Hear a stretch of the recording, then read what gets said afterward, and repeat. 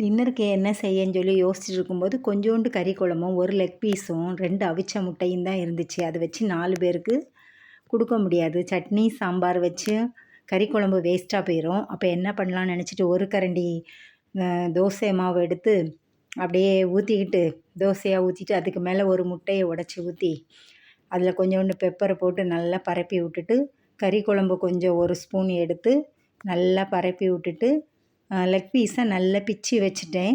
அதெல்லாம் கொஞ்சம் தூவி விட்டுட்டு அதுக்கு மேலே மல்லி இலையும் நல்லா தூவி விட்டு அவிச்ச முட்டையை ரவுண்டாக வெட்டி மேலே அப்படியே டெக்கரேஷன் மாதிரி பண்ணி வச்சுட்டு ஒரு கரண்டி எண்ணெயை ஊற்றி அப்படி பொத்துனாப்பில் திருப்பி போட்டு அப்படி பொத்துனாப்பில் எடுத்து வச்சு பார்த்தா கறி தோசை செம்ம சூப்பராக இருந்து ரொம்ப டேஸ்ட்டாக இருந்து தொட்டுக்க எதுவும் தேவையில்லை.